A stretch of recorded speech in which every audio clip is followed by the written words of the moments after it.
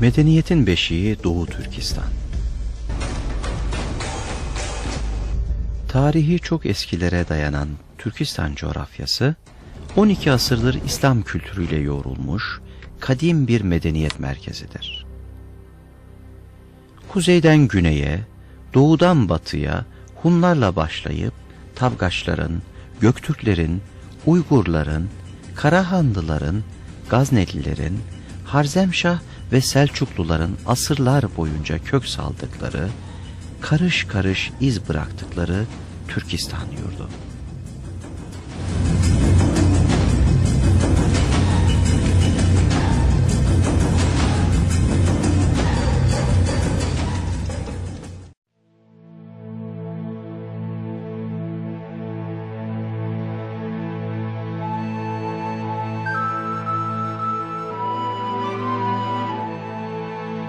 Ahmet Yesevi'ye, Şah-ı Nakşibendi'ye, İmam Buhari'ye, Tirmizi'ye, İbn Sina'ya, Farabi'ye, El-Biruni'ye, Harezmi'ye, Ulu Bey'e ve daha yüzlerce ilim, irfan ve gönül sultanına, Abdülkerim Satuk Burahan'a, Yusuf Has Hacib'e, Kaşgarlı Mahmud'a, Ahmet Yükneki'ye ev sahipliği yapan bereketli topraklardır Türkistan.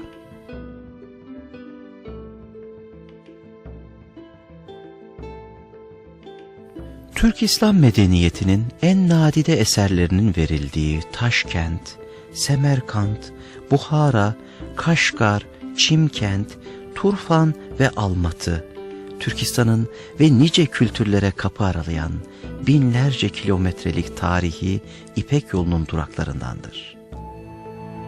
Doğu Türkistan'ın incileri Kaşgar, Turfan, Hoten, Aksu ve Teklimakan çölüdür. İsmi hep güzelliklerle alınan tarihi Türkistan toprakları son 2,5 asırlık süreçte işgallerin, akıl mantık ötesi saldırı ve katliamların emsalsiz baskı süreçlerinin odağı olmuştur.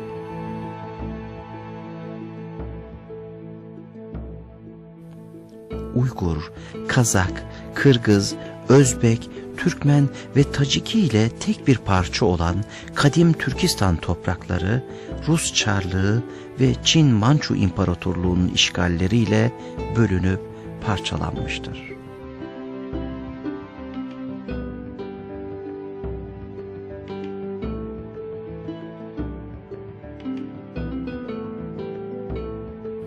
İpek yolunun sevgi ve ümidi bir arada taşıyan bereketli şehirleri yerle bir edilmiş, halkları baskı görmüş, Türkistan işgal ve sömürüyle anılır olmuştur. Türkistan'ın batısı Rus işgaline girerken, Doğu Türkistan Çin istilalarının merkezi haline getirilmiştir.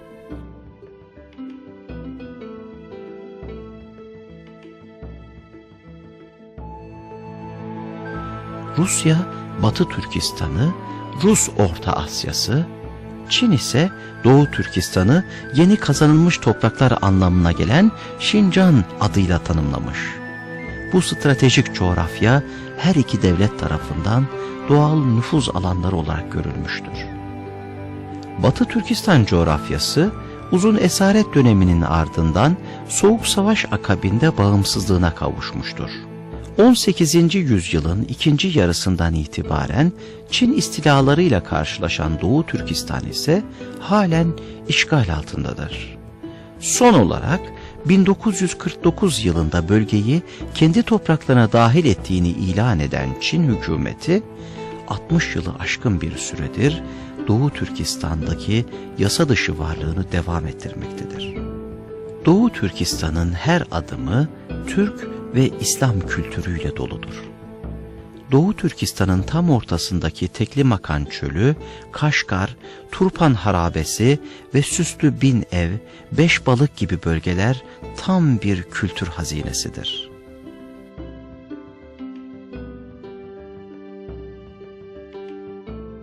Bunlardan Kaşgar, tarihi İpek yolu üzerinde olup, Orta Asyalı tüccarların buluşma merkezi ve Türk medeniyetinin beşiği, Karahanlıların başkenti ve her şeye rağmen Müslüman Uygur Türk'ünün karakterini ve kültür izlerini koruyan Orta Asya'nın tam ortasında, Doğu'nun gizemli ve hüzünlü kentlerinden biridir. Kaşgar, Tanrı Dağları'nın eteklerinde, Kaşgar suyu kıyısında kurulmuştur. Bu kent, insanı tarihi bir dokuyla sarmalıyor. Çünkü topraklarında Abdülkerim Satuk Buğra Han, Kaşgarlı Mahmud, Yusuf Has Hacip ve daha nice bilgin ve sanatçı yaşamıştır. İlk Müslüman Türk hükümdarı olan Abdülkerim Satuk Buğra Han'ın türbesi, Kaşgar'a 40 kilometre uzaklıktaki Artuş ilçesinin Meşet kasabasında. Kaşgarlı Mahmud'un türbesi, kent merkezine 45 kilometre uzaktaki Opal kasabasında. 2008 yılında UNESCO tarafından Kaşgarlı Mahmud Yılı ilan edilmiş, ünlü Türk dil bilgini tüm dünyada çeşitli etkinliklerle anılmıştır. Kaşgar kentinin her bir yanı mimari şaheserlerle doludur. Bunlardan biri de kent meydanındaki İdgah Camisi. Yapı, Saksiz Mirza tarafından küçük bir cami olarak 1442 yılında yapılmış ve 1787 yılında Zulfiye adlı bir hanım tüm servetini bu caminin genişletilmesine harcamış ve Kaşgariye Devleti hakimi Yakup Bek Bedevlet tarafından yapılmıştır. Yapı 1962 yılında korumaya alınmıştır. Ana gövdesine yerleştirilen çatı dikkat çeker. Bayramlarda bu çatı üzerinde özgün çalgı aletleriyle halk tarihi sema gösterisi yapmayı sürdürmektedir.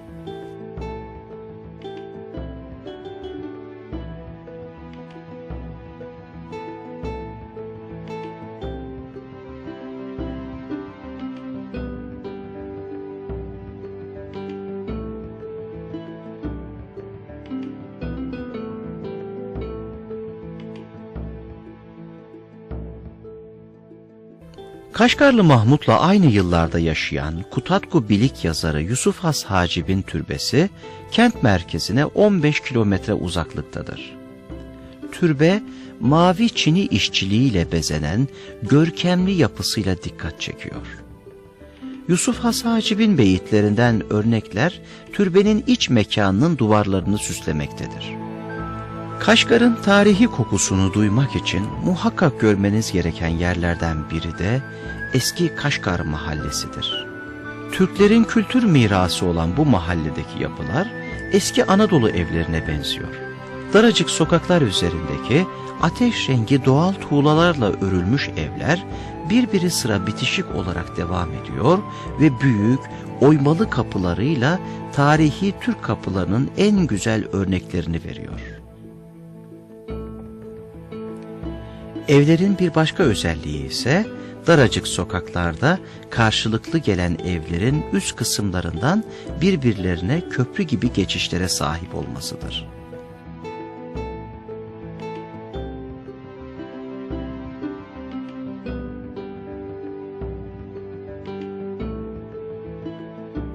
Çölün ortasında, yeşillikler içinde devasa bir şehirdir Turfan.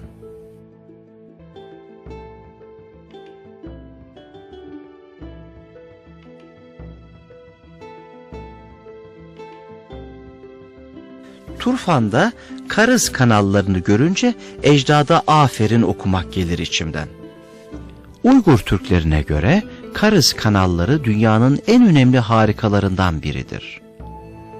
Uygurlar çölün ortasında Turfan'ı kurmak için Tanrı Dağları'ndan topladıkları suyu Karız kanalları vasıtasıyla 60 kilometre çölün altından geçirerek Turfan bölgesine ulaştırmışlardır. Hava sıcaklığının 40 derece olduğu Taklamakan çölünde suyun buharlaşmaması için yerin 100 metre altında kazılan karız kanallarını bugünkü teknikle bile kazmak mümkün değildir. Bundan yaklaşık 2500 yıl önce açılan karız kanallarını görmeden Mısır piramitlerini dünyanın 7 harikası arasında görmek insan aklına hakaret olmalı diye geçiyor insanın içinden. Düşünsenize, bu kanalları yaparken eğim, açı vesaire gibi hesapların yapılabilmesi için nasıl muazzam bir tekniğe sahipti atalarımız. Açılan kuyulardan akan su kademeli olarak 90, 80, 70, 60 metreden yukarı çıkarak en son Turfan'da 10 metrede halkın kullanımına sunuluyor. Sistem tamamen yerçekim kuvvetiyle çalışıyor. Matematik, fizik ve mühendisliğin zirvesini oluşturuyor Turfan. Çöle hayat veren Tanrı Dağı'nın suları Turfan'da dünyanın en leziz sebze ve meyvelerine can veriyor. Turfan üzümü dünyanın en kaliteli üzümü olarak kabul ediliyor. Bugün Kıbrıs'ta bile kullanılan Turfanda kelimesi oradan girmiş olmalı Türkçemize. Uygur Türkleri sanatta da çok ileriydi. Müziği 5000 yıl öncesinde bir tedavi aracı olarak kullanıyorlardı. Özellikle spastik hastaları bugün bile Turfan şehrinde müzik ve su sesiyle tedavi ediliyor.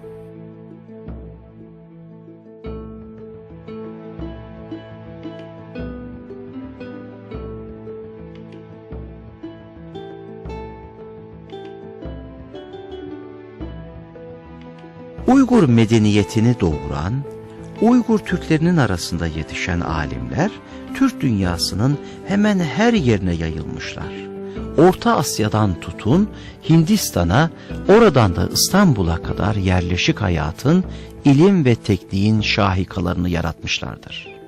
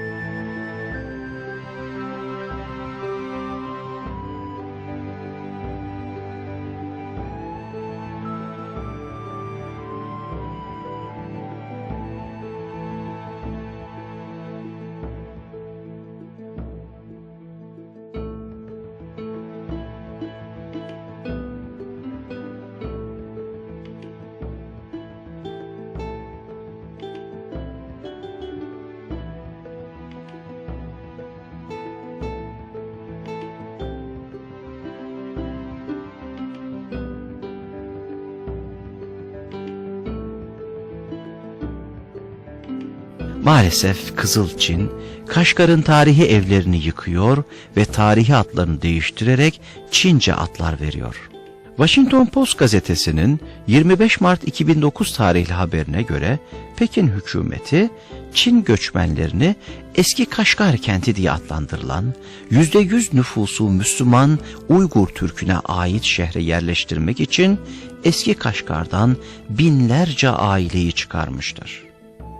Bu şekildeki meskun halkı tarihi ecdat yadigarı evlerinden toplu ve zorunlu tahliyeye zorlamaktadır.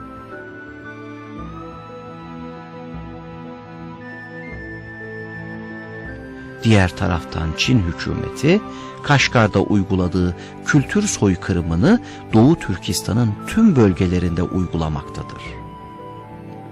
Bu sinsi uygulamaya dur denilmezse belli bir zaman sonra Doğu Türkistan'ın milli kimliği ve medeniyeti yok olacaktır.